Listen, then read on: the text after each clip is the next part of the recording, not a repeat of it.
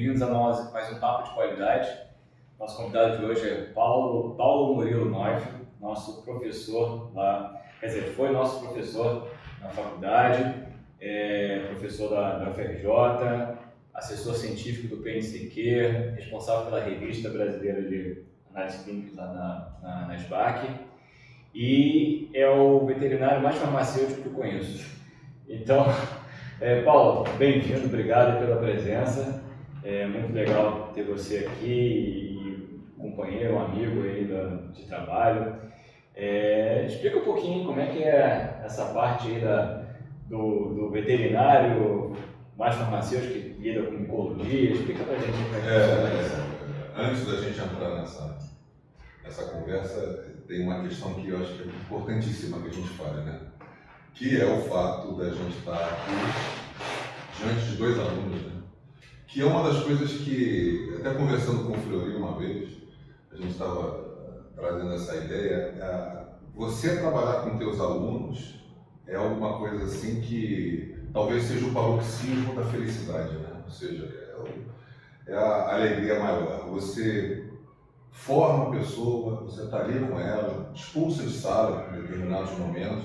Essa aí tem que contar. Vou contar. Lancei a ideia, mas vou contar. E aí você forma um sujeito, tem uma relação de professor e aluno, que é uma relação que tem uma certa hierarquia. Aí de repente você começa a ver que os seus alunos se tornam profissionais e começa a receber eles junto ali na tua atividade. Então isso é uma alegria para mim muito grande. Às vezes eu fico olhando vocês, porque é Lauro, é André, é Juno, é Robson, todos do PNCQ, é a Grace, por exemplo, não sei se tem mais assim de cabeça. Ali com a gente. Não, da FRJ São só Amanda. Quer dizer, quando você vê todos esses profissionais assim desempenhando uma função de extrema importância, que é o controle externo da qualidade lá da sociedade, isso é uma alegria muito grande. E muitas vezes eu fico olhando assim, aí a gente rememora 20 anos atrás, 20 e poucos anos atrás, que deve estar fazendo isso aí, né? Vocês foram em 2000, uma coisa assim, 99, 97. 93. Não, passando lá na análise clínicas, acho que foi 98. 2004. Né? Então você vê, somando aí, são números redondos de 20 anos. Isso talvez seja uma das poucas experiências que um professor tenha. Trabalhar com os alunos que ele ajudou a formar. Quer dizer, quando você olha isso aí, até falando depois da filosofia, isso é algo que você não espera nunca que vai acontecer. Não, e pra gente também é aquela sensação daquele respeito que a gente tem ali do professor e depois estar junto, trabalhando, realmente isso era do passado, né? Não, a gente Não vocês, estou falando do aluno. A gente mantém essa. Hoje em dia a gente sabe como é que é estranho, né? Então isso eu queria fazer menção a isso, porque você vê, a gente está aqui numa situação assim, descontraída, informal, conversando sobre essa questão do professor-aluno, do aluno que virou colega, do professor que virou colega. Isso é interessante, uma análise interessante. Mas aí você comentou da história da gente, né? Como é que a gente começou. Na verdade, eu ia fazer o vestibular para medicina, mas por umas questões, assim, talvez de fase de vida, estava um pouco decepcionado com o ser humano, né? Aí me formei, na verdade, em veterinária. Por conta disso, eu escolhi fazer a medicina veterinária.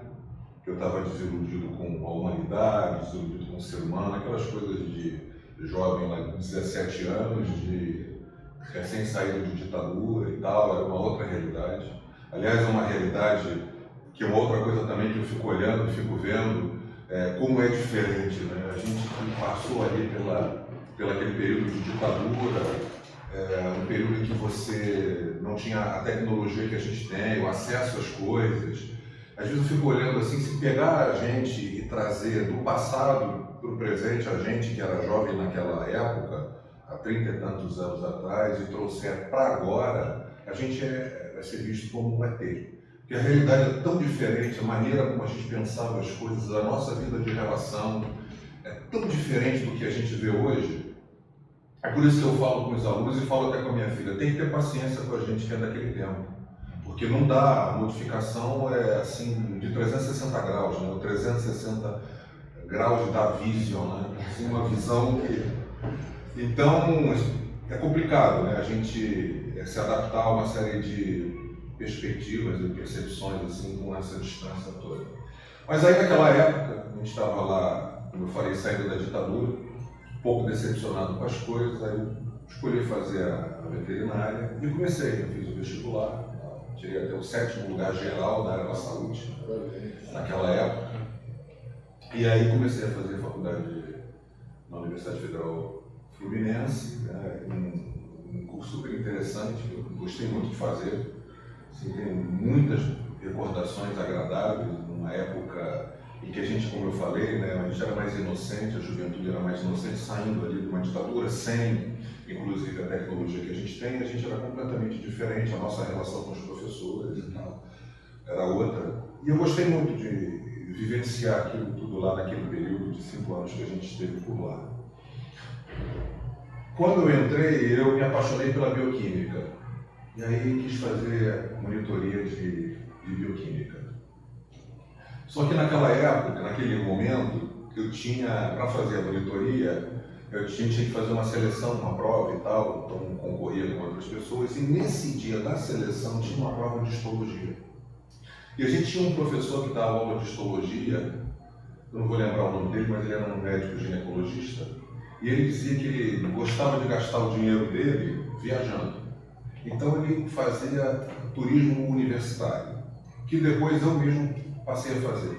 Depois que eu descobri, vamos dizer assim, o turismo universitário, quando a gente vai a trabalho ou a passeio, eu passei a querer conhecer a universidade. São duas coisas que eu gosto muito de conhecer: universidade e estádio de futebol. Então eu adoro ir na universidade, gosto de andar no campus, vou nos institutos e aquilo me encanta. Tem abertura? Sim, normalmente essas universidades são como a UFRJ, você entra, enfim, tranquilamente você pode ir. E aí eu, quando comecei a fazer esse turismo de universidades, eu me lembrei lá do professor que ele dizia que ele gostava de gastar o dinheiro dele, ele falava desses termos, assim. E aí, eu nunca me esqueço disso. No primeiro dia de aula ele falou assim, olha, o meu tipo de prova é um tipo de prova diferente do que vocês já viram. Porque quando eu estive em Harvard, eu via que as pessoas não tinham um dia definido para fazer a prova. Então a gente dava a matéria, o aluno ele ia na sala de computadores, lá no laboratório de informática, e marcava um dia para fazer a prova. E o camarada tinha que fazer assim uma quantidade de questões de acordo com o grau de complexidade. Por exemplo, a pessoa podia fazer apenas uma questão. Se tivesse um grau de complexidade assim, tipo um teorema que ninguém descreveu ainda, né, ou que ninguém conseguiu provar, ou enfim, demonstrar, o cara tirava 10. Mas como isso era uma coisa dificílima de acontecer, você tinha que mesclar com questões de complexidade média, de baixa complexidade, uma complexidade alta, enfim, né, ou outros níveis assim lá em cima. E aí o camarada tinha que mesclar isso, no final das contas, dava uma prova tradicional com 10, 15, 20 questões, por exemplo. Só que ele fazia isso no computador. E aqui a gente não tinha computador para fazer isso. Então, como é que ele bolou a prova? Ele pegou um caderno, tinha centenas de milhares de perguntas. E aí você tinha uma parte do caderno que estava lá, questões de alta complexidade, de média e tal. E aí você tinha lá mais ou menos uma ajuda para você mais ou menos saber quantas perguntas você tinha que fazer. Não adiantava fazer de complexidade baixa, você tinha que fazer 2.000 perguntas para ter a nota. E aí, como era uma prova que a gente nunca tinha feito e as pessoas diziam, olha, o cara é completamente alucinado, tem que estudar histologia e tal. Aí eu não fui fazer a prova de bioquímica, de monitoria, fui fazer essa prova, né? Que no final das contas eu achei super interessante de fazer. Foram acho que 4 provas ou 3, não me recordo mais, todas nesse estilo, você recebia um calhamaço assim, mas uma coisa interessante, né? Infelizmente não tinha computador, seria muito mais prático se você fizesse, né? E aí nesse dia eu fui fazer a bioquímica, enfim, fiquei até bastante chateado, fiz a prova do professor, continuei. E lá na UF, naquela época, para a área da saúde, por exemplo, a micologia era separada das disciplinas, ou da disciplina de microbiologia. Então você tinha, a microbiologia ela era representada pela bacteriologia, uma disciplina, micologia outra, virologia outra, imunologia outra, até uma modernidade para a época, né? Na verdade, eu acho que nós, aqui no Rio, eram as duas únicas faculdades que tinham a microbiologia separada, a URAL e a UF. Então eu entrei em contato com a bacteriologia, entrei em contato com a virologia, com a imunologia e com a micologia. E o mais engraçado, eu nunca me esqueço disso, eu estava entrando assim pela entrada do Valonguinho, na UF, e estava olhando junto com um colega as disciplinas. Aí estava escrito, elas eram separadas assim meio por módulos ou por uma grande área, estava microbiologia. Aí eu estava bacteriologia, virologia, então as disciplinas separadas. Eu olhei aquilo, andando assim, virando, nunca me esqueço disso, virando assim a entrada do Valonguinho, tinha um colega nosso. Eu falei para ele que já estudava, né, eu tinha feito uma outra faculdade, estava fazendo novamente. Eu perguntei para ele, cara, o que é microbiologia? Nunca me esqueci disso. Aí o cara ficou me olhando assim, eu estudo bactéria, fungo, vírus, então por isso que tem aqui bacteriologia e tal. Você vê como é que a gente era, né? E aí, enfim, fiz a disciplina de micologia e me encantei por aquele negócio, que era uma disciplina muito bem dada pela professora Norma, pelo professor Ricardo, pela professora Jussara, que veio a falecer, né, de câncer há alguns anos atrás. A professora Norma também já é falecida, a professora Penha. E eu gostei daquele ambiente. Era uma disciplina que você tinha o semestre inteiro e tinha muita prática. Terça-feira era teoria e quinta-feira era prática, e era assim, tipo, de 1 às 5, como eu dou lá no UFRJ. E eu me encantei por aquilo, porque os fungos são muito pictóricos, sabe?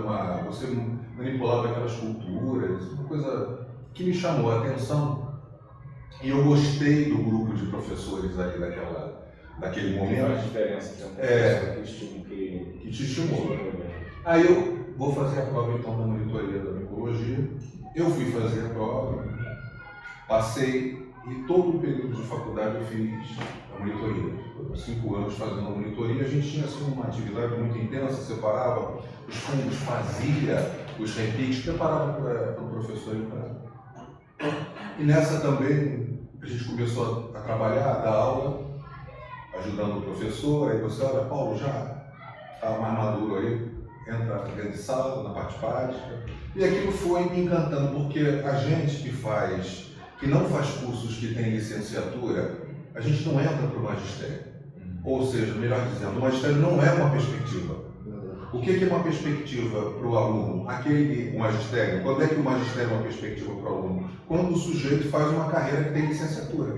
Então a pessoa vai fazer história, vai fazer biologia, vai fazer matemática, pode ser que ele vire professor e tal. Mas um engenheiro, um médico, um farmacêutico, sabe, um geólogo, não vai ser professor. Quando é que isso aparece na tua vida? Durante a faculdade. Aí você se encanta por uma disciplina, gosta daquilo, vai fazer monitoria, aí você começa a conviver com o outro lado da faculdade, que é o lado do magistério, o lado dos docentes. Aí você vai vendo que é uma coisa super interessante, você estudar, você ganhar cultura, você se relacionar com as pessoas e tal. E foi isso que acabou acontecendo, isso me encantou. Eu achei um ambiente muito bom para se trabalhar com as pessoas e passei a ter a perspectiva de ser professor. Então, contando um pouco como o magistério chegou. Me formei e tal, trabalhei um pouco com clínica, tinha uma vontade de aprofundar na cirurgia e tal, mas essa questão do magistério ficou ali, sabe, com sangue. Pegou gosto, né? Peguei gosto. E aí, naquela época, você vê como é que o tempo é realmente o senhor das mudanças, né? Naquela época, você podia, tendo apenas a graduação recém-formado, como eu, fazer concurso e dar aula. Então foi o que aconteceu. Eu passei a dar aula na própria Universidade Federal Fluminense, de micologia, e a coisa então foi sendo construída. Eu comecei realmente a trabalhar com aquilo. gostei muito do trabalho como professor em si, depois fui para uma outra faculdade privada também para trabalhar com microbiologia e com micologia. E fui fazer meu mestrado em micologia, fui lá para a Fundação Oswaldo Cruz. E a coisa foi funcionando e tal, assim, de uma maneira natural, não houve nenhuma Uma coisa vai levando a outra, você vai seguindo um caminho. Exatamente, fui deixando a maré me levar. Um belo dia eu tinha que resolver alguma questão no Centro de Ciências Médicas da UF e falar com o diretor. E esperando o diretor numa espécie de uma sala, num saguão, tinha assim um painel enorme, cheio de folhas e de avisos, enfim, que não tinha internet, não tinha nada disso, né? E aí eu comecei a olhar, percebi que tinha uma espécie de uma cronologia, né? Para cá você tinha os informes mais recentes, para cá os mais antigos. Eu imaginava que as pessoas iam empurrando aquilo e iam tirando daqui. Aí eu estou assim esperando para ser recebido pelo diretor do centro, né, do CCM. Estou olhando assim, daqui a pouco eu vejo lá o diretor da faculdade de farmácia, nas suas atribuições, faz saber que estão abertas as inscrições para a prova de título, de conhecimentos e títulos, uma coisa assim, do magistério superior para as seguintes áreas, 2 pontos. Aí vinha, micologia. Pronto. Eu olhei aquilo. Sou eu. Não, na verdade, isso foi em setembro e o edital estava datado de 5 de julho. Estava em setembro, abertas as inscrições durante um mês. Falei, mas anotei o telefone. Resolvi o que eu tinha para resolver e fui lá no meu departamento, Instituto Biomédico, e falei com as professoras. A professora Norma, principalmente, virou-se para mim e falou assim: Paulo, liga para lá, liga agora. Eu falei, não, é 5 de julho, nós estamos em setembro. Não, liga, Paulo, liga. Eu fui e liguei. A secretária me atendeu, virou-se para mim e falou assim: não, as inscrições ainda estão abertas até novembro, porque não houve candidatos. Aí eu falei, tá legal, então. Aí desliguei o telefone e falei para as professoras ali, aí disseram assim: não, você tem que fazer. Universidade Federal do Rio de Janeiro é top. Então eu juntei minhas coisas todas. Estava fazendo mestrado naquela época. E fui lá para a faculdade de farmácia, cheguei lá na Ilha do Fundão, fui lá na secretaria, me inscrevi, só tinha uma pessoa na minha frente, depois vieram 10. Depois viraram 10 candidatos e fui fazer a prova. E passei. E aí estava na época do Fernando Henrique e estava uma proibição de contratação de funcionários públicos e ele editava de 90 em 90 dias um decreto-lei impedindo que a contratação dos funcionários acontecesse. E eu acho que eu fiz isso em 94 e só fui contratado em 96 por causa disso. Aí não me conheciam lá na faculdade de farmácia e naquela época não tinha acesso a gente, né? Não tinha celular, enfim. De repente eu estou saindo assim do meu prédio, isso em 96, já para aquele esquecido, né? E chega um telegrama dizendo assim: sua posse está marcada para amanhã. Traga isso assim assado, na prédio da reitoria, assim, deu lá as informações. Eu falei, meu Deus, isso ainda existe?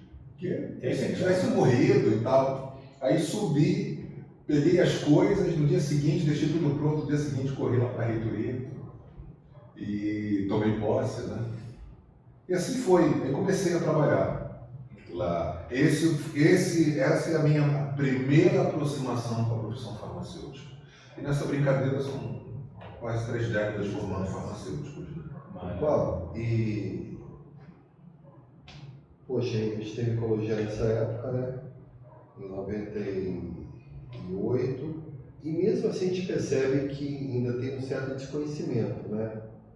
Por mais que tenha avançado e tal, a gente percebe que poucos laboratórios ainda fazem micologia. Está conversando isso hoje. É verdade. Poucos laboratórios e tal. Mas qual a importância assim, da micologia na área médica, na farmacêutica? Como é que você vê esse avanço da micologia? Qual a dificuldade? Qual a dificuldade da micologia, né? Como é que você enxerga esse...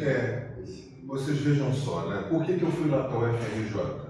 Porque se percebeu que não havia disciplina de micologia, não havia micologistas ali para atender a demanda. Naquela época, a micologia ela era basicamente trabalhada por profissionais da medicina humana e da medicina veterinária. Quem era da medicina humana que trabalhava com micologia? Pneumologista, historicamente, e dermatologista também, historicamente.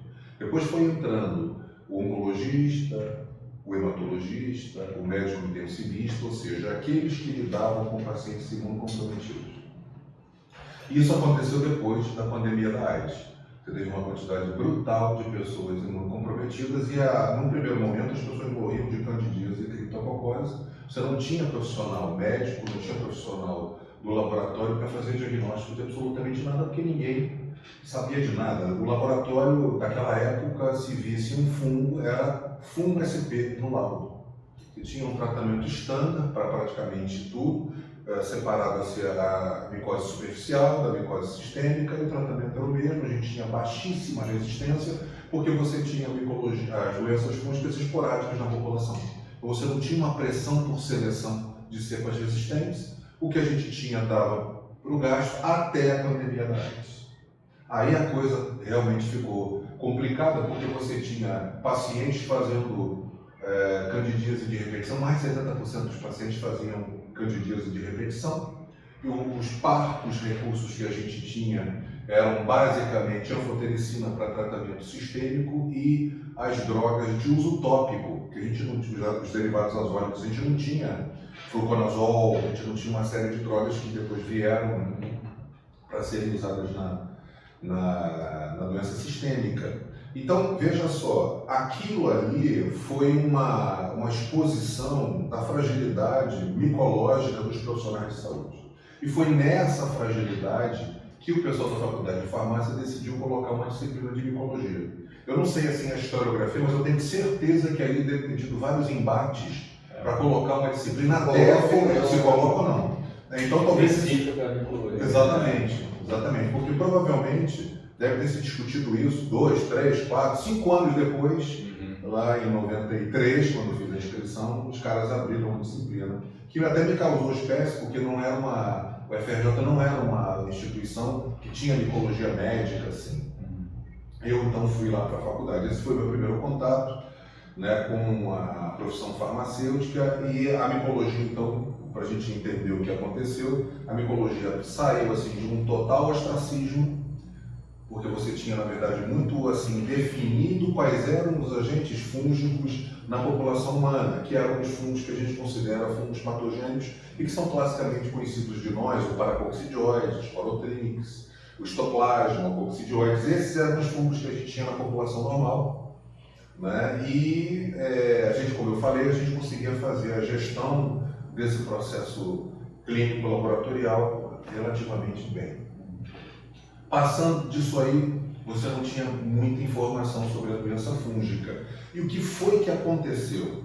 Esse paciente imunocomprometido, ele acabou ficando suscetível a qualquer fungo que a gente possa imaginar. Nós temos 5 milhões de espécies de fungos.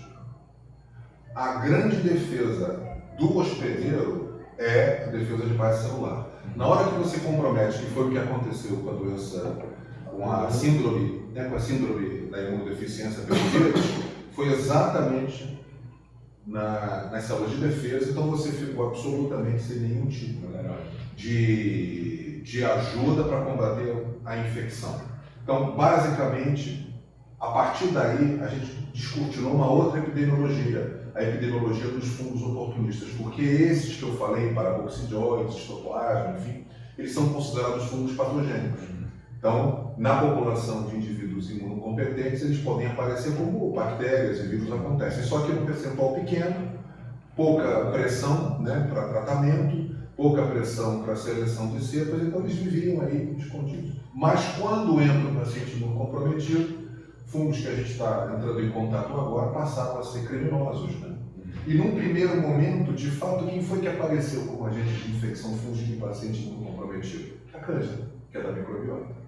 Então as pessoas não tinham o menor conhecimento de absolutamente nada, como se trabalhava. Nessa época, inclusive, os testes de sensibilidade eram feitos pelo protocolo do Instituto Pasteur, que não tinha nenhuma concordância interlaboratorial. A mesma cepa que eu trabalhasse no laboratório e observasse uma sim elevada, com você a sim podia ser baixa, ou seja, eu tinha sempre resistente com um laboratório insensível, com o outro o pessoal viu que o negócio estava ruim, precisava tratar as pessoas, e aí o CLS, na época, a NCCLS, então, começa a se debruçar, isso é década de 80, 1985, começa a se debruçar para padronizar os testes de sensibilidade, e eu acho que em 92 surge o primeiro protocolo de teste de sensibilidade. Quer dizer, então, a micologia teve que se organizar de uma maneira assim, muito abrupta. E aí a gente consegue entender, então, que naquela época, nada de micologia prestava. E aí a gente veio avançando tecnologicamente falando. Aí você me pergunta, né, a micologia é desconhecida. A micologia continua sendo o primo pobre da microbiologia. Hoje a gente conhece os fungos, a gente sabe uma série de coisas, epidemiologia de muitas das infecções fúngicas que a gente não sabia no passado. Hoje nós temos protocolos de testes de sensibilidade muito bons. Hoje você tem um arsenal terapêutico muito maior que continua avançando do que a gente nunca teve. Então hoje você tem condição de fazer uma abordagem clínico-laboratorial bem melhor. Mas por que os fungos continuam organismos desconhecidos? Primeiro, eles são organismos que frequentam uma patotinha, que são os pacientes imunocomprometidos. Eu não tenho a micologia no meio do paciente imunocompetente, como a gente tem, por exemplo, a Covid, que pega a população inteira. Independente do perfil, vai pegar. Independente do perfil, vai pegar. Então, a gente continua numa patotinha. Então, se você não trabalha com essa patotinha, com esse grupo de pacientes, você não tem acesso à micologia. Isso é uma primeira abordagem. Se a gente for avançar nisso aí, a gente não vou ficar também perdendo tempo nisso, mas essa é uma das primeiras explicações. Quer dizer, o fungo ele está fora da medicina laboratorial. Ele está fora da infectologia, de uma maneira geral. Por quê? Por conta da estatística, né? Por conta, perdão, desse comportamento, e a gente sabe disso por quê? Porque a estatística nos informa. Se a gente for pegar, por exemplo, o que diz a estatística, 95, juntando fungo e bactéria, para ficar uma dualidade fácil da gente entender, 95% das infecções da corrente sanguínea são por bactéria. Significa dizer que de 10 pacientes, 9 vão ter infecção bacteriana. Então, de olho fechado, você não precisa nem se preocupar com a doença fúngica. E quando eu trabalho isso com um aluno, na verdade eu não quero subverter essa lógica. Eu quero só que o cara entenda que também existe fungo, que também pode causar aquele quadro clínico, que também pode causar aquela... Ele é pensar na possibilidade de Mas é isso aí, é isso aí. O que a gente não podia ficar, ou não pode ficar, é nunca pensar na doença fúngica. Isso é fatal, você vai perder o teu paciente. Agora, a gente tem que colocar os fungos no devido lugar. Eles realmente são patógenos, potencialmente patógenos, em circunstâncias específicas, né? Então, isso daí decorre, por exemplo, o fato de você não ter disciplina de micologia em muitos cursos da área da saúde. Depois o sujeito se forma, ele vai para o mercado de trabalho, não tem um setor de micologia. Então o que a pessoa vai pensando? Vai pensando que isso aí não existe, como fosse um OVNI, entendeu? Quer dizer, são especulações. E isso é ruim. Inclusive a forma como a micologia é tratada também em muitas instituições é a pior possível. Vai ser dado dentro de outras disciplinas que têm alguma correlação. Microbiologia, que as práticas microbiológicas são micológicas, a parasitologia, que muitas das respostas do próprio organismo são parecidas entre fungos e protozoários. Aí como é que essa disciplina é dada? Como é que esse assunto, melhor dizendo, é dado dentro dessa disciplina? Muitas das vezes nos extensores. Nas semanas finais do curso de microbiologia ou de parasitologia, às vezes é entregue na forma de seminário. Aí o camarada faz dessa maneira, tem um contato intelectual da pior maneira com a micologia, e quando vai para o mercado de trabalho, onde é que estão os fundos? Vamos ver. Tá? Então isso dá uma panorâmica da dificuldade, entendeu? Bom, Paulo, a gente sabe do seu talento aí com a micologia, a gente não conhece também um talento que é apreciador de vinho. Para isso a gente trouxe uma surpresa para você. Para fugir um pouquinho da normalidade. Ele vai ficar com ciúmes. Vai criar uma crise no casal. Desculpa. Vai criar um conflito. Fugir um pouquinho da normalidade, vinho francês, vinho chileno, vinho argentino. Trouxe aqui para você um vinho californiano. Ah, muito bom. Para você Olha. depois dizer pra gente se esse vinho é bom, certeza. já que você tem aí. Explica um pouquinho pra gente essa questão, essa paixão pelo Muito vinho. obrigado. A gente arriscou dar um presente pro sommelier, né? Fala pra gente aí, porque o pessoal, acho que ninguém... Os alunos devem saber que você é sommelier, né? Explica essa história aí, como é que foi isso, onde você estudou. Alguns sabem e tal. Na verdade, o que acontece? É aquilo que você falou, que a gente está falando, é uma segunda dimensão. A gente estava conversando sobre a questão dessa segunda dimensão, ou da multiplicidade de competências ou de habilidades que o ser humano tem, e aquilo que eu falei, né? Eu acho que um pouco de uma abordagem norte-americana aqui no meio da gente fez essa coisa da especialidade, esqueceu que nós somos seres plurais, pessoas com competências das mais diversas, e você falando, né, de uma pessoa que deu aula para você, no MBA, dizendo que é interessante e importante que você busque, né, essa segunda dimensão, essas outras possibilidades da nossa personalidade, até como válvula de escape para você melhorar como pessoa, que vai impactar a sua atividade primária, né, a sua função primária de profissional das diversas áreas. Então, é um pouco por aí mesmo. Eu sempre gostei muito dessa confraternização com a bebida. Então, eu bebia cerveja e, num belo momento, eu não vou conseguir divisar para vocês assim quando foi que eu comecei a me interessar por vinhos, mas também foi uma coisa natural, né? Eu comecei a perceber assim um paladar completamente diferenciado do da cerveja. Hoje você tem essas cervejas artesanais, mas no tempo que eu comecei, né, com o vinho, eram cervejas comerciais que são muito, né, padronizadas, o paladar, a coisa toda. E hoje tem o sommelier de cerveja, o sommelier de café, o sommelier de chá. O paladar ele vai mudando com a idade também, eu imagino.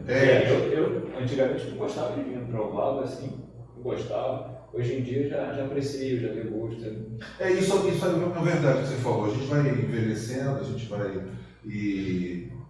vai passando a perceber as coisas da nossa volta. O que eu acho que faz parte, inclusive, do amadurecimento. Né?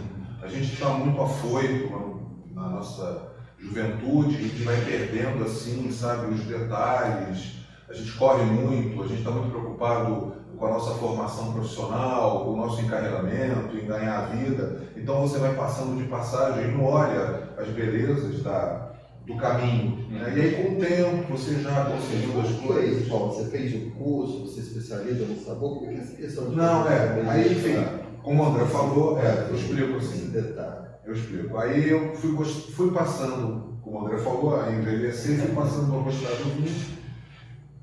E o que me encantou primeiramente no vinho, que é uma outra vertente que eu tenho, foi a história. Eu gosto de filosofia, gosto de história. E eu comecei a perceber que vinho tem uma cultura entranhada muito grande. Porque provavelmente o vinho é mais antigo do que a cerveja. Por uma razão natural. Alguém deve ter deixado um suco de uva estragar, fermentar. E quando pegou, sentiu alguma coisa, um barato diferente. Então, naturalmente, o suco de uva passou a ser vinho. Já a cerveja não, tem uma tecnologia. Apesar das pessoas dizerem que a cerveja é muito antiga, acho que é 6.000 anos, uma coisa assim, aqui na cerveja você tem uma tecnologia, ela não foi natural. Teve uma interferência humana maior. Mas o vinho não. O vinho seguramente foi alguém que esqueceu lá na... achado, né? Foi um achado. Aí gostaram, e aquela coisa do empirismo lógico, deixa de novo aí para ver se vai fazer a mesma coisa. Então, o vinho tem uma cultura muito grande, tem uma história muito antiga. É claro que o vinho de hoje, o vinho atual, não chega perto dos vinhos do passado, ou o contrário. Os vinhos do passado, lá na Grécia, não chegam ao paladar dos vinhos de hoje. Se você voltar até um pouco mais atrás, talvez até na Idade Média, os vinhos que eram produzidos na Europa eram intragáveis. Com o passar do tempo, se não me falha a memória, século XVIII, XIX, é que a gente foi organizando e foi chegando a esse paladar que a gente tem aqui. Então, este paladar do vinho atual não é o paladar do passado. O vinho era muito pior, era um vinho de qualidade muito ruim. Mas, enfim, as pessoas foram então melhorando, foram trazendo uma série de conhecimentos. O enólogo surge, o enólogo na verdade é um químico industrial, ele é o camarada talhado para fazer o vinho mesmo, é ele que vai ver a qualidade do vinho, que vai se preocupar como é que as coisas estão acontecendo, né? Com o preparo e a produção do vinho, é ele que vai misturar uma uva com a outra, é ele que vai fazer um outro tipo de combinação. Os vinhos de corte são esses vinhos quando você tem uvas misturadas, tem vinhos de corte que tem 13 uvas, quer dizer, então para o sujeito conseguir encontrar o ajuste fino para que você produza o jeito do vinho, né, que você, em termos de características organolépticas, é uma ciência, né? Então, isso foi me chamando a atenção. Eu acho, assim, interessantíssimo tanto a história quanto o próprio trabalhar com vinho. E nessa, a gente começou também a querer provar, né, outras uvas. A gente foi entendendo, foi buscando o nome de uva, foi buscando onde essas uvas eram plantadas, o tal do terroir, né, que é um conjunto ambiental que vai favorecer o crescimento da videira, e a gente sabe que a videira, para produzir uva, tem que estar num terreno ruim, pedregoso, pobre. Quanto mais sofrida, melhor a uva que a videira produz. Por isso que você tem aquele cinturão ali do Mediterrâneo, né? Principalmente os países ali, Portugal, Espanha, França, Itália, que tem aquele clima das monções, aquele calor que vem da África saariana, e aí chega lá na Europa, tornando o clima também mais seco, a terra também uma terra mais rudimentar, e ali se desenvolveu muito bem essas videiras, e as pessoas então passaram a colocar um pouco de ciência lá. Então isso sempre me encantou. E aí, num dado momento, eu comecei a perceber que isso poderia ser investido como uma segunda dimensão mesmo. Na verdade, eu comecei a pensar em trabalhar como sommelier. E aí eu fui para a Associação Brasileira de Sommelier, a ABS, fiz uns cursos ali.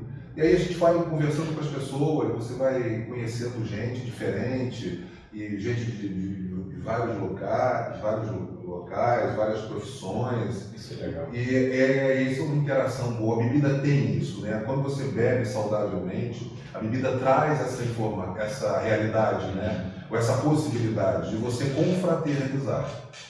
E aí eu fui avançando, chegou uma hora eu quero me profissionalizar. Aí fui ver aonde você tinha um curso de sommelier mesmo. A Associação Brasileira de Sommelier, ABS, tem, na verdade, uma formação, mas aí a pessoa tem que ser sommelier, ou pelo menos um garçom que trabalha com vinhos e quer ser sommelier. Então tem lá uma prova, são vários níveis, um negócio muito assim, rigoroso, mas não era para mim porque eu não trabalhava com isso. Aí fui buscar lugares em outros estados, a gente tinha, sul principalmente, acho que o curso de enologia tem poucas universidades, basicamente todas do sul, mas enologia é uma coisa, sommelier é outra, né? E aí o sommelier cuida da uva até a garrafa, o enólogo cuida da uva até a garrafa, e o sommelier da garrafa até a taça. Né? São coisas diferentes, apesar de um aprender a coisa do outro, né? não são os mesmos profissionais. E aí eu fui procurar, encontrei um curso que era regulamentado e que estava tendo assim, uma aceitação muito grande, que foi do Senac. E fui fazer um curso de sommelier. Tive sorte de estudar com um sommelier, uma pessoa super assim, profissional e do mundo do vinho, não só como sommelier, mas como empresário, né? Pessoa muito assim, preocupada e conhecedora, e apresentava a história do vinho. Então foi um embevecimento para mim. Tá? E aí fui aprendendo algumas coisas e tal. Aí comecei a trazer um pouco isso para os meus alunos, só para ilustrar. E as pessoas assim, Paulo, como é que eu sei que um vinho não é um vinho de garrafão? Isso é um outro capítulo dentro da história da viticultura. Você já perguntou sobre isso aí também. Né? Isso é uma coisa importante para a gente falar. Isso é um pulo do gato. Né? E aí, por que uns vinhos custam tanto, outros custam tão barato, outros tão caros? Exatamente. Essa é uma pergunta boa. E aí eu falava para os meus alunos, quando conversava sobre vinhos e tal, que levedura, fumo, quer dizer, vinho, né? Micologia, as coisas estão muito assim, próximas. E aí eu falava para as pessoas assim, olha, gente, quando você chegar, eu não sei que vinho eu compro, eu não sei quando é um vinho de garrafão, porque vinho de garrafão não é feito com uva vinífera. Né? É proibido em todo mundo fazer vinho com uva comestível, com uva não vinífera, né? A lei do vinho dos diversos países. Aqui eu acho que o colono, quando chegou, não tinha cepa e trouxe algumas uvas comestíveis e plantou aqui, começou a fazer vinho. E criou-se essa cultura do vinho de garrafão, que é a uva Isabel ou uva americana, como a gente chama, que é uma uva produz um vinho, né, de qualidade que não é a mesma de um vinho de uva vinífera. A gente até brinca, o único gosto que um vinho de uva vinífera não pode ter é de uva. Né? Você pode ter abacaxi, pode ter mirtilo, uma série de paladares de frutas, mas nunca de uva. E é exatamente o que a uva de garrafão tem. As pessoas até tomam e falam, que gostinho de uva. Quer dizer, então, eu já fui numa degustação de vinho, o pessoal falava, prova, vê se não tem um toque de frutas vermelhas. É isso aí. Não sei, eu não consigo. Tem que treinar. E tem caixas na França, você pode importar só para você treinar o olfato. Uva sim, uva assada, aí você vai treinando e tal, e vai fazendo, porque aquilo tem que ficar na tua memória afetiva. É interessante que, nas últimas férias, eu fui fazer turismo agrícola com as crianças, né? E eu queria conhecer uma menina. Eu não bebo, né? Não sei de vida alguma coisa, eu queria ver a produção, ir na fazenda, ver como é que era a uva e tal.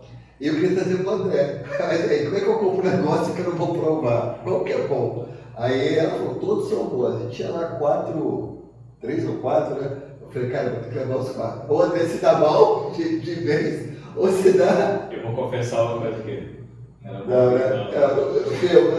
Era muito simples lá a produção, tá, o suco de uva eu gostei, porque eu gosto de suco de uva, bebo todo dia suco de uva. Eu falei, mas eu não bebo. Você pega as propriedades do vinho no suco de uva. Vou levar para o André de casa que ele se vira.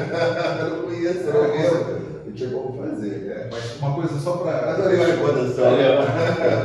Para deixar como assim, o do gato, né?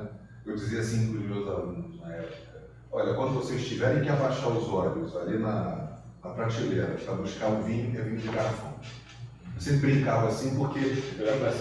Eu tenho que olhar nos olhos, assim, entendeu? E eu achava interessante aquilo. Todas as vezes a gente ia no mercado, né? Assim, de uma maneira geral, aquele vinho de todo dia, você vai comprar no mercado mesmo. E aí eu olhava, estava lá o vinho de garrafão nas últimas gôndolas. Aí eu comecei a fechar, né, o raciocínio. Então, vinho de garrafão fica embaixo. Aí eu comecei, isso há muitos anos atrás, eu falei com os alunos, gente, quiserem comprar vinho, altura dos olhos. Baixou os olhos, teve que acocorar para pegar vinho. Também, as melhores produtos estão ali na sua... Mas as pessoas não são assim tão inocentes depois, né, que aprendem marketing, né? Num dado momento, era muito claro o tipo de garrafa e de rótulo do vinho de garrafão. Hoje, os rótulos são bonitos, sabe? Hoje o camarada joga o vinho mais para o alto e tal, então, pela posição geográfica não dá mais. O que eu recomendo para as pessoas quando elas querem comprar um vinho e não conhecem de uva, não conhecem de vinho? É claro, gente, que um vinho de uva vinífera vai ter sempre uma qualidade maior do que um vinho de garrafão. Tá? Então, mesmo que o vinho seja um vinho ruim, com um padrão de maior excelência, ele vai ser sempre melhor do que um vinho de garrafão.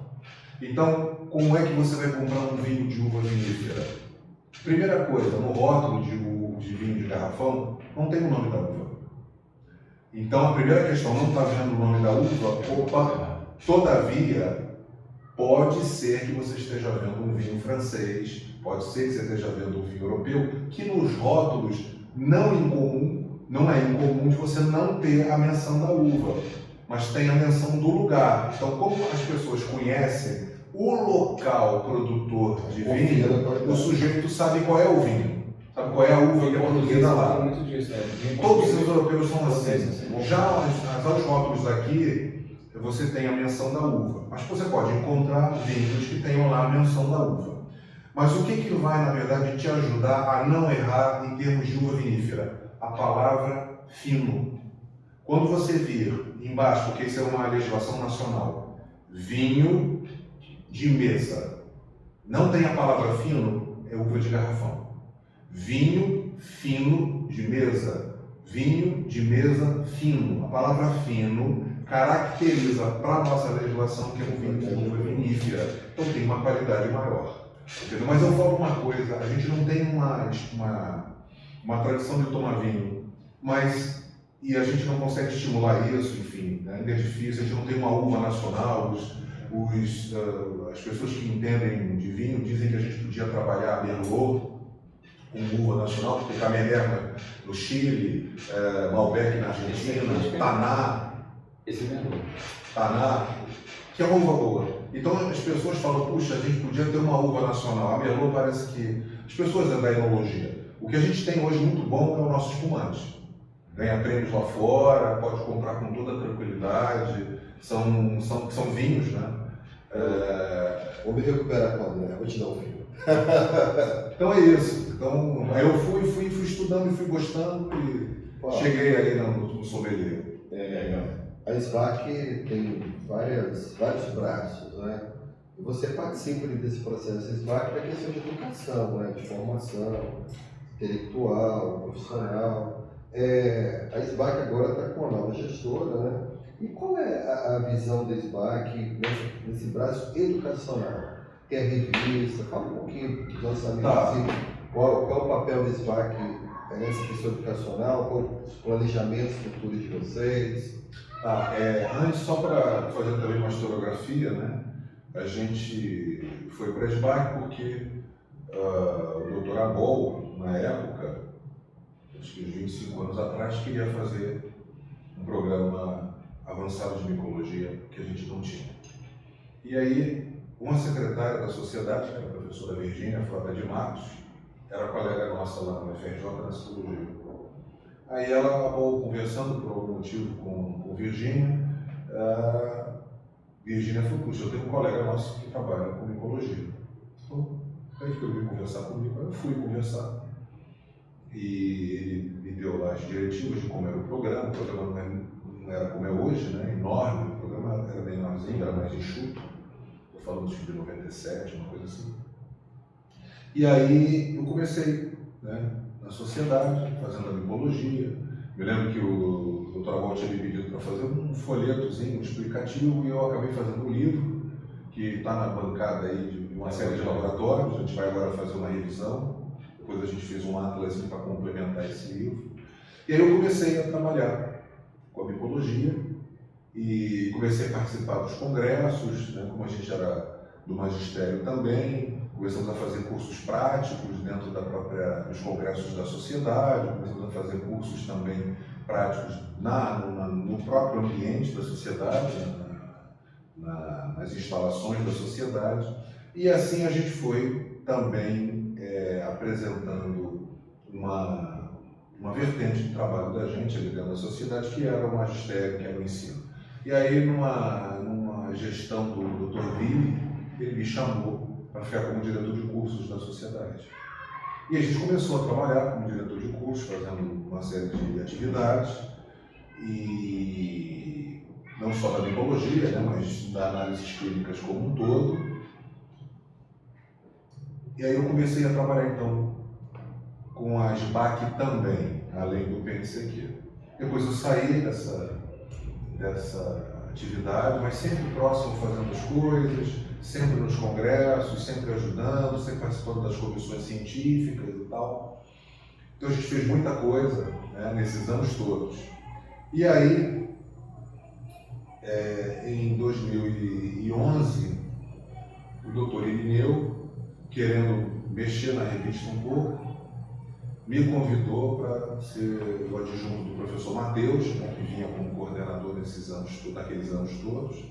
E depois o professor Matheus acabou se afastando e eu assumi a revista.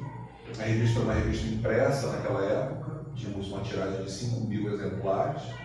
E a gente continuou fazendo, fui modificando algumas coisas, foi modificando o layout, tinha uma série de coisas que a gente considerava que não era adequado para a revista. Quando chegou em 2016, o doutor Ineu também veio conversar comigo perguntando se a gente não poderia transformar a revista online. Não fui eu que falei com ele, agora eu não me lembro. Mas eu tive uma conversa, uma discussão, né, uma troca de ideias, e aí ele virou-se e falou, não, então faz a revista online, vai fazendo e tal. Em dado momento, a gente transforma ela em online. E aí eu peguei aquilo ali para fazer. Quando vi, já estava pronto. Eu, sem ser analista de sistema, como menino, que era da SBAC, também não fazia isso. Eu fiz a revista toda na mão, assim, tudo em termos conceituais, mas com um viés assim de sistema mesmo, né? E aí com aquilo ali o menino foi me ajudando, a gente conseguiu botar a revista. E aí, muito antes do que a gente imaginava, eu fui falar numa reunião com o doutor Irineu, olha, a revista online está pronta. Se a sociedade quiser, a gente coloca no ar amanhã.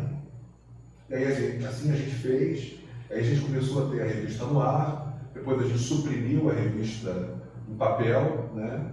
E aí a revista foi tendo uma repercussão muito grande, ela é open access, né? Não é uma revista só para os associados, então qualquer um pode acessar. E de lá para cá, a gente teve assim 6 milhões de acessos, de 16 até 2022, a gente teve, são 6 anos, né? A gente teve 6 milhões de acessos. Hoje, na verdade, a área do site da sociedade que é mais acessada, né?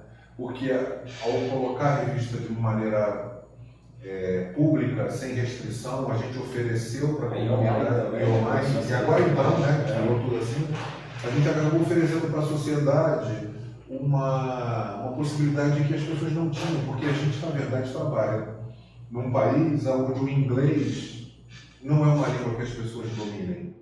A classe média, nas escolas, as pessoas estudam, né? Isso é uma coisa até para ser pesquisada. Você entra no colégio, estuda 12, 13, 14 anos em inglês, você não consegue ler nem falar inglês. É muito ruim. Isso é estranhíssimo, isso é estranhíssimo. Eu não consigo entender, mas é assim que é. Então, o aluno também do colégio, da universidade, ele também não fala inglês, mas ele tem que produzir documentos, ele tem que trabalhar intelectualmente uma série de questões, e a revista da SBAC funciona como um apoio para essas pessoas.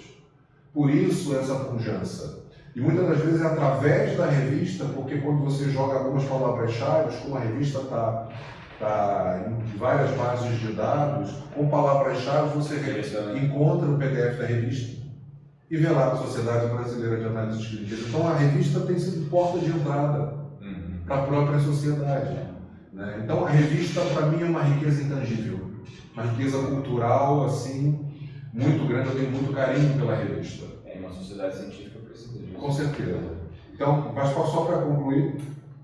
Bom, Paulo, não, só para concluir uma coisinha que o Lauro perguntou. Nada. A questão dos cursos. Então o que está acontecendo hoje? A gente em 2008 a gente tinha sido especialmente credenciado para ofertamento de cursos de especialização. Contudo, em 2011, uma portaria, uma nota técnica, acho que 388, do Ministério da Educação, proibiu que instituições não educacionais tivessem cursos de especialização, então a gente não pôde mais fazer. Então passamos um tempo fazendo, em 2011 a gente teve que suspender esse ofertamento de cursos, e agora a gente retoma, né, com a coordenação de ensino de pós-graduação. Estou saindo da revista, a doutora Maureen vai assumir, e a gente vai passar a trabalhar para estabelecer esses cursos de especialização na área. Né? Então a gente vai começar agora com uma mescla, né, um conjunto de cursos híbridos, cursos à distância e cursos presenciais de pós-graduação no censo. A gente está também pleiteando, já foi aceito pela presidência da Confederação Latino-Americana de Bioquímica Clínica, a chancela da Confederação para os nossos cursos também, como serão reconhecidos na América Latina, né, os cursos da sociedade. Então a gente vai começar agora a restabelecer toda essa atividade, não tem como não ter, né? Paulo, eu vi que você trouxe algumas coisas aí, mostra pra gente o que é isso aí. Eu tenho aqui, já que a gente começou falando um pouco da história da gente, eu tenho aqui um pouco da minha própria história, né? Aqui é a bandeira da Áustria, bandeira linda, né? A origem do nome Neufeld, A origem do nome Neufeld, austríaco, então aqui está a bandeira da Áustria, né? O martelo, a foice aqui e tal, a águia e a bandeira, não sei se dá para ver, puxa aqui, então essa é a bandeira, né? Branca com duas faixas vermelhas. E por que eu, vou até me enrolar nela, por que eu trouxe a bandeira da Áustria, por que eu trouxe isso aqui? Porque isso aqui... Uma bandeira do Flamengo aqui, botar para ele enrolar. Não, é contaminado. Ele nunca se lixou tão bem. É isso mesmo, isso mesmo. Então, por que eu trouxe, para aproveitar e falar um pouco, a gente falou da nossa história profissional, então eu vou falar um pouco da minha história familiar. Na verdade, o nome, a origem do nome é austríaca, né? Quer dizer, alemã, a Áustria fala alemão. E é um nome que eu tenho assim, um carinho muito grande por conta da história da família da gente. E meu avô, ele era um sujeito, eu sempre lembro da minha família como aquela família da noviça rebelde, dos von Trapp, né? Que a Alemanha nazista invadiu a Áustria no dia 13 de março de 1938, anexou a Áustria, né? A Áustria em alemão chama-se Österreich, ou seja, Império do Oriente, né? Se a gente pudesse fazer uma tradução livre. E aí a Alemanha anexa a Áustria e coloca a Áustria como uma província, um estado do Reich, né? Do Império Alemão, com o nome de Ostmark, ou seja, Marco Oriental. E a Áustria perdeu a sua individualidade, perdeu a sua soberania para os alemães. E o meu avô, a família da gente tinha uma fábrica de peças de locomotiva numa região da Áustria chamada Eisenerz, que em bom alemão significa minério de ferro. Esse meu avô nasceu em Viena, aí teve uma série de situações na infância dele, a mãe dele morreu de insuficiência renal, aí com 8 anos ele foi ser criado pelo avô dele nessa cidade de Eisenerz, onde tinha a fábrica de peças de locomotiva. Quando a guerra estoura, isso acontece, eu acho que em todos os países, determinadas indústrias podem ser confiscadas por esforço de guerra. E olha só o que a família da gente tinha, peças de locomotiva, ou seja, então os alemães invadiram ali e o meu avô, ele se rebelou contra essa situação e foi para dissidência. Alguns da família, eu tenho fotos e tal, até serviram no próprio exército alemão. Mas o meu avô foi refratário, ele foi uma pessoa que não compactuou. E aí ele entrou para um movimento na Áustria chamado Freien Österreich, que em português é o Movimento Áustria Livre. E aí ele foi para a dissidência. Daí ele tirava perseguidos, né, étnicos, perseguidos políticos, enfim, toda sorte de pessoas que os alemães consideravam indesejáveis. Ele foi para esse lado para ajudar, tem salvo-conduto, tirou um bando de gente, foi para a Suíça, tirava as pessoas através ali da Suíça, mas a Alemanha entrava e saía, a Suíça era uma alinhada e tal. E ele trabalhou nessa resistência, nesse movimento Áustria Livre. Depois ele mesmo teve que sair da Suíça.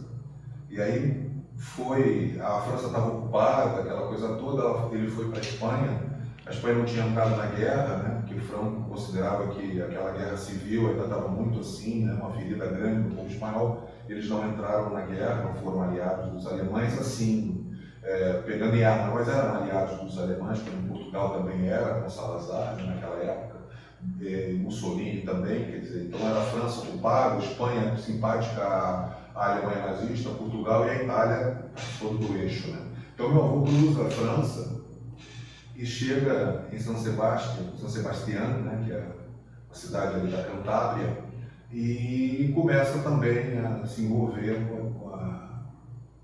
com a dissidência, mas a coisa ficou difícil por um motivo, por esse motivo de Franco estar apoiando, né? Tanto até a história é muito assim triste mesmo, em todos os sentidos, para todos eles lá da Europa. As pessoas que eram comunistas ou que eram contra o golpe que Franco, né, fez lá na Espanha, eles perdiam a nacionalidade, se tornavam apátridas dos próprios espanhóis e eles mandavam para campos de concentração na Alemanha. Então isso estava acontecendo, essa perseguição às pessoas, e aí meu avô acabou tendo que sair da Áustria, sair da Espanha e pegou um navio e veio para o Brasil. Né? Deixou família, deixou as pessoas todas lá. Então eu assim tenho, isso para mim é um legado, né? Isso é um legado porque as pessoas abrirem mão da sua segurança, do seu conforto, ou entrarem num ambiente que coloque em risco a sua própria integridade, né, a sua própria vida, é uma coisa, para mim, uma capacidade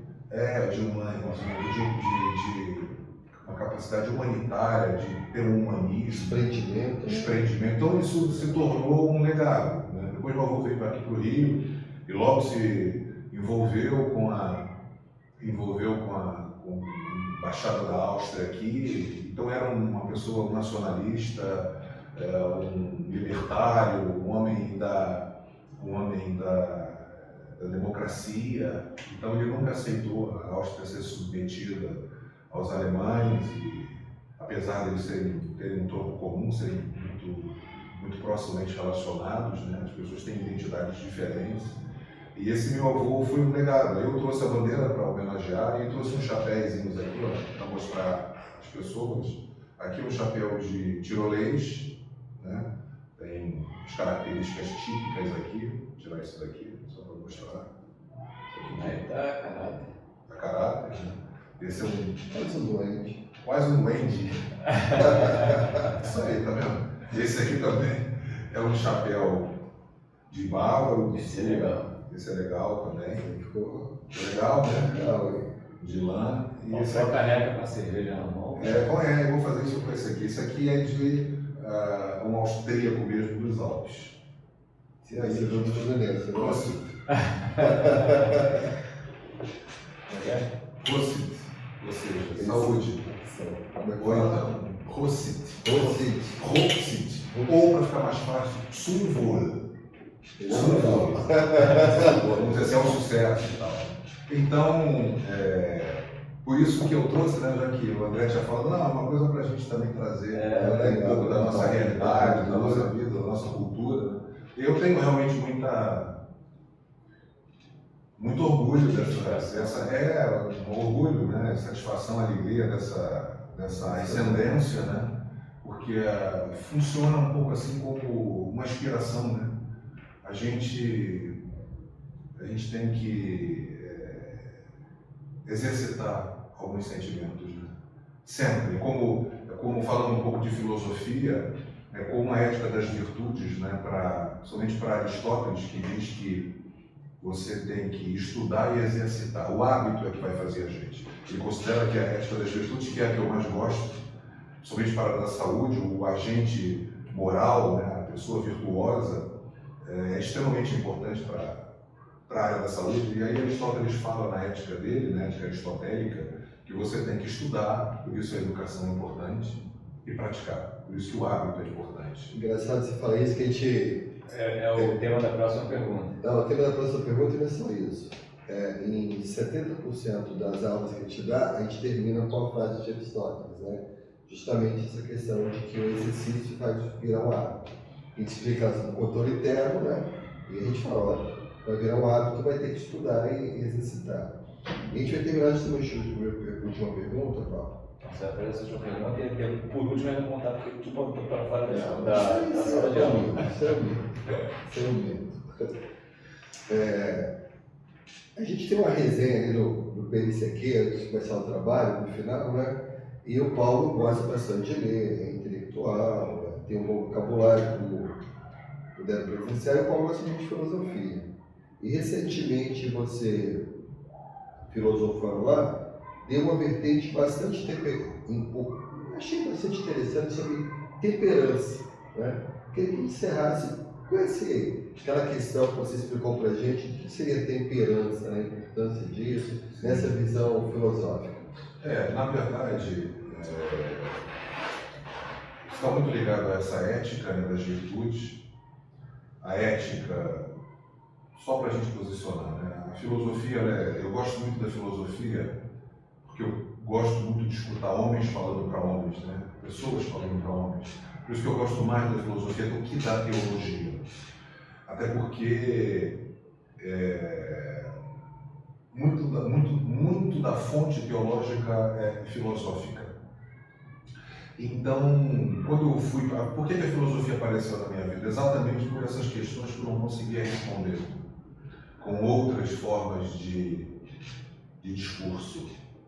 E a filosofia, ela te dá assim uma capacidade de articulação das ideias muito grande, né? De argumentação muito grande. E hoje, fundamentalmente, é o que a gente precisa, né? Para ter diálogo, para discutir ideias. E aí a filosofia te traz isso. Eu comecei também a estudar filosofia, aí permeia também a filosofia bioética, que apesar de hoje ser uma ciência, ela tem muitos dos seus fundamentos na filosofia moral. Aí eu fui depois estudar bioética. Fui estudar bioética, eu já gostava de filosofia, fui estudar bioética porque eu comecei a ver que eu não estava sabendo como lidar com os meus alunos. A mudança é tão rápida que você fica meio perdido no que a gente pode ajudar na evolução das pessoas e tal. Aí eu fui estudar bioética para ajudar esses alunos e dentro da bioética eu acabei tendo um contato maior com a filosofia moral, com os filósofos moralistas, e dentro dessa filosofia moral me surgiu a ética das virtudes, que eu acho lindíssima. Existem várias éticas, né? A utilitarista, então, existem éticas que são adequadas para determinado tipo de atividade. Por exemplo, a ética utilitarista é uma ética interessante para governos, né? O maior bem possível para o maior número de pessoas, né? Então, como é que vai distribuir as coisas, né? E a ética das virtudes é uma coisa, para mim, assim, linda, porque fala do agente moral, da gente como profissional de saúde, entende? Aí eu fui estudar mais profundamente, e aí a gente encontra, assim, uma situação bem pontual. Quando eu comecei a estudar, eu percebi que antes de Sócrates, o que a gente tinha? Uma ética naturalista. As pessoas começaram a querer justificar as coisas sem a divindade. Ah, choveu porque o Deus queria, não choveu por conta disso, os homens adoeceram porque beberam uma água. Então as pessoas, não, peraí, eu quero uma outra explicação, uma explicação lógica. E aí surge o empirismo lógico, que é a sala da ciência. E aí, antes de Sócrates, os filósofos eram todos voltados para explicar os fenômenos naturais. Faziam uma coisa que diferenciou a filosofia do misticismo daquela época. O que diferenciou a filosofia do misticismo? A possibilidade ou a capacidade de a gente fazer teorias sobre as coisas. A gente olhava o fenômeno e tentava explicar. Veja bem, eu não fazia experimentos, porque isso já era ciência, mas eu tentava explicar logicamente, por isso o empirismo lógico, os fenômenos. Então tudo era voltado, aí surge Hipócrates, e surge uma série de Pitágoras e tantos outros. De repente, nesse meio surge Sócrates, que pega essa discussão naturalista e joga para o comportamento humano. E aí Sócrates é o primeiro filósofo que lida com a filosofia, tendo o homem e o seu comportamento como centro. E ele produz uma ética que está voltada muito para o conhecimento. O filósofo que trabalhou, né, as ideias de Sócrates foi Platão, também voltado para a ética baseada no conhecimento. Ele dizia, se a gente sabe o que é bem ou mal, a gente pode escolher. A gente tem que conhecer o que é o bem e o que é o mal, para a gente encontrar o que eles chamavam de boa vida, ou a felicidade, ou a eudaimonia, né, que era o termo para a felicidade grego. Então, surge depois Aristóteles. Ele diverge dos anteriores, porque ele acha que a ética está ligada ao caráter. Enquanto os outros dois pensavam mais na coisa intelectual ou intelectiva, né?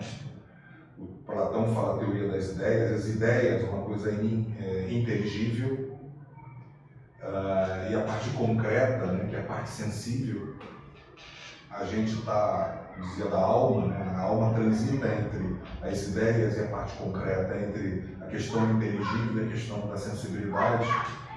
E aí se afasta um pouco de Aristóteles, que acha que, na verdade, isso está ligado ao caráter humano e que a primeira coisa que você precisa para ser uma pessoa virtuosa é estudar também, mas praticar.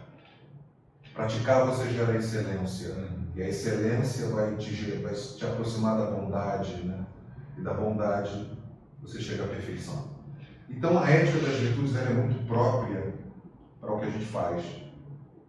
E aí, lendo Aristóteles faz uma discussão muito interessante dos vícios e da virtude. A virtude tem um meio termo, ela fica entre o vício pela falta e o vício pelo excesso. Ele fala da phronesis, ele fala da prudência como uma virtude fundamental, onde você vai fazer as suas escolhas a partir da razão. Então, isso é extremamente importante para a realidade que a gente vive, profissionalmente falando. E aí ele tem 4 virtudes cardinais. Esse filósofo ele viveu 25 séculos atrás, 500 anos antes de Cristo. E aí, o que ele diz? 4 virtudes fundamentais para você ser feliz. A ordem você escolhe. Justiça. Não dá para você alcançar a felicidade sendo um ser injusto. Então a justiça é uma questão fundamental. Não dá para você alcançar a felicidade se você não aceitar desafios, porque a vida são desafios de maneira incessante. Então você tem que ter coragem para aceitar desafios, para entender que errou, para aceitar o outro. Tudo isso está ligado a uma questão de coragem. A outra situação que está intrinsecamente ligada é a sabedoria, a virtude da sabedoria. Um homem que não tem sabedoria no sentido de ser capaz de ter sensibilidade para as coisas, ter sensibilidade de analisar, de entender, de compreender a si mesmo e as pessoas à sua volta, também está fadado a ser um infeliz. E aí chega uma virtude que é pouco compreendida, que é a temperança. O que é a temperança? É o domínio sobre a vontade. Então, não é possível se viver fisiologicamente. Está com vontade de urinar, vai ali. Está com vontade de evacuar, vai ali. Está com sede, está com isso, aquilo. Você vai vivendo só para atender as suas demandas, não só biológicas, mas de desejo. Então, se você junta justiça, em dias de hoje, para pensar, junta a justiça, junta a sabedoria, junta a coragem e a temperança, você tem um homem virtuoso. Então, 25 séculos depois, você pode pegar o que foi dito por aquele indivíduo e trazer para uma realidade. E trazer para uma realidade de trabalho. Só para concluir, aonde, por exemplo, dentro das análises clínicas, a virtude, a ética das virtudes pode ser aplicada. Por exemplo, primeiro, na questão da tua formação. Você, sendo um sujeito mais bem formado, você oferece um melhor serviço e você vai resolver, ou tentar resolver, junto com o médico assistente, o problema de alguém. Ou seja, preservar ou reestabelecer a saúde. A outra relação virtuosa é a relação do analista clínico com o próprio médico assistente. Tem que haver um diálogo. Você tem que dialogar com este médico em prol do maior ou melhor entendimento do que está acontecendo com esse paciente. E a outra entrada da ética das virtudes na relação profissional do analista clínico, do patologista clínico, é a relação patologista ou analista clínico e paciente. Então, vai haver momentos em que, apesar da gente trabalhar de portas fechadas dentro de um laboratório, e o que é, na verdade, a nossa vida de relação com o paciente é a amostra que representa o paciente, nós temos uma dificuldade de ser, inclusive, enxergados eticamente. E essa relação, a terceira, patologista clínico, analista clínico e paciente, é a relação que vai dar ciência da nossa atividade para o paciente que a gente tem. Então, veja só, formação, relação médico-paciente, relação patologista clínico-médico e patologista clínico e paciente é a tríade, né? É a tríade da virtude profissional. Ele levou para o lado do laboratório. Paulo, agradecer, né? Você começou falando da quão satisfeito você tem que trabalhar com a gente enquanto ex-aluno. A nossa satisfação é tremenda em trabalhar contigo enquanto professor, né? A gente teve a oportunidade de já criar uma admiração, amizade no passado, e é muito bom saber que o que você discursava, a gente vê na prática, porque seria uma frustração para a gente, né? A gente queria os ídolos lá na faculdade, a gente vários professores bons do PRJ, e isso é mercado de trabalho, ou conviver com aquilo no baixo da filosofia, né? Então, o teu discurso, a gente fica feliz de você praticar aquilo que você falou, senso de justiça, de bondade, né? Altruísmo, estudar e dedicar. Obrigado. Te agradeço também os colegas dos bastidores aqui, né, da infraestrutura. Agradecer os colegas que estão nos vendo. A gente tem uma saída aqui, Paulo, que é clássica aqui, que o André fez a selfie dele. Antes eu pensei em um negócio aqui. O Paulo não vai contar agora que te expulsou da sala, não. É humilde isso. Quando esse episódio bater 1000 visualizações, ele vai parar. É humilde.